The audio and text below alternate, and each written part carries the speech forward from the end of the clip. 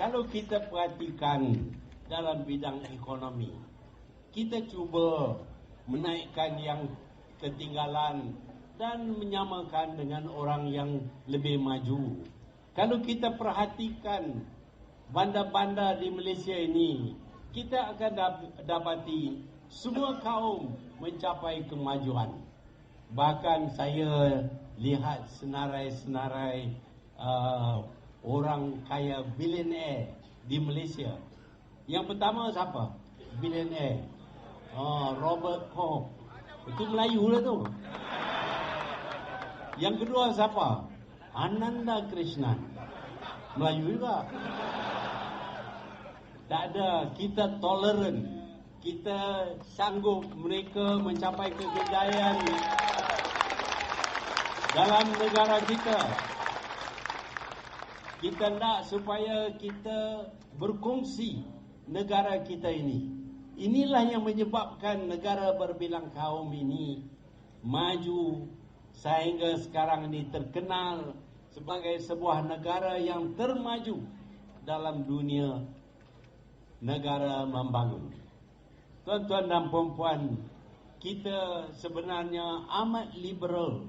Kalau tidak, tentulah akan jadi rusuhan kaum sepanjang masa. Tetapi ianya tidak berlaku. Bahkan orang-orang ini boleh menyerang kerajaan dengan mengeluarkan perkataan-perkataan yang kesat, membuat tuduhan yang tidak berasas. Namun kita benarkan kerana kita percaya kepada rakyat. Rakyat Malaysia bukan rakyat tahun 1957. Ini tahun 2009. Kita dah maju, kita dah berpelajaran dan kita tahu menilaikan benar atau tidak sesuatu kenyataan.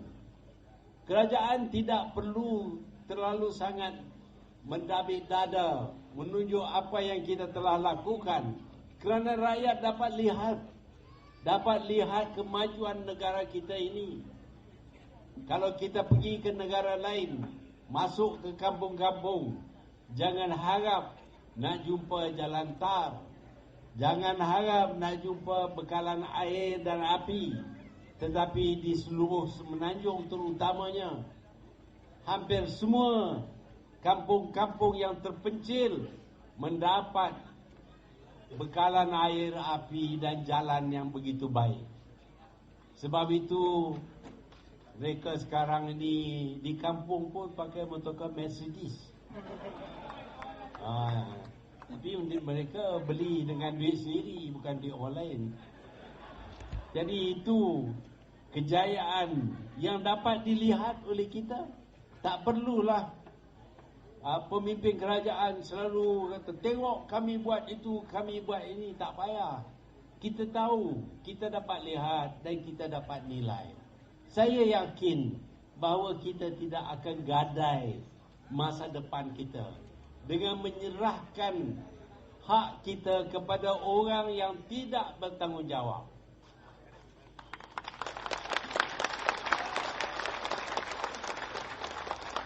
Seperti saya katakan tadi, apabila saya nampak seseorang itu berbakat, saya sedia menerima, bahkan menolong orang ini. Tapi apakah yang dilakukan olehnya? Cuba nak menjatuhkan saya. Tunggulah sekejap. Bukan lama, cuma 22 tahun saja. Itu pun saya berdiri, saya turun dengan sendiri. Tak payahlah nak kena tendang turun. Saya nak cerita sikit tentang mak saya. Dia pesan kepada saya, bila pergi rumah kawan, dia kata jangan tunggu lama-lama, kawan ada kerja. Kata Mak Saleh, don't overstay your welcome. Jangan duduk lama-lama sangat. Sebab tu saya berhenti. Nak berbincang kepada orang lain. Saya tak tamak. Nak ada apa pun dah cukup dah. Saya kira kalau orang yang kaya ni, orang yang boleh beli mi berapa pinggan. Masa dulu, masa saya belum jadi Perdana Menteri, masa itu jadi belum doktor pun. Saya nak beli mi sepinggan, saya ada cuma 2 kupang. Mamak tak mau jual, dia kata 5 kupang baru boleh. Lah ni nak beli banyak berapa pinggan mi pun tak boleh. Kaya lah kan.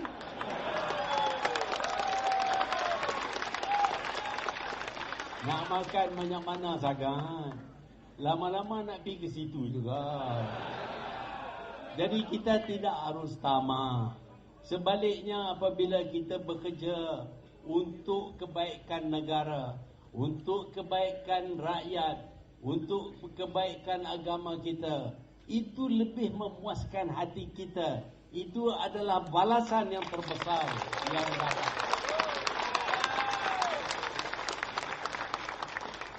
Sebenarnya waktu saya nak datang ke sini, ada orang cerita kat saya, telur busuk sedang disediakan. Tetapi tak ada telur busuk sikit pun. Sebaliknya sambutan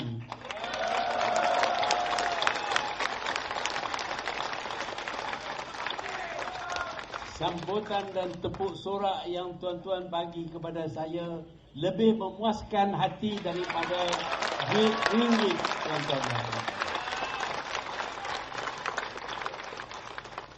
Itulah kalau kita betul-betul menyanggungkan tugas kita, harapan rakyat.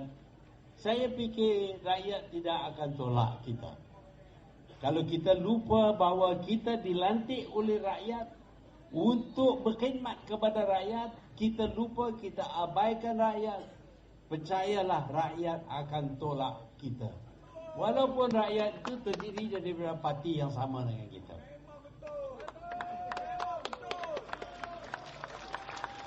Saya diberitahu bahawa ini kawasan UMNO dan kita letak calon pula orang sini, bukan orang lain.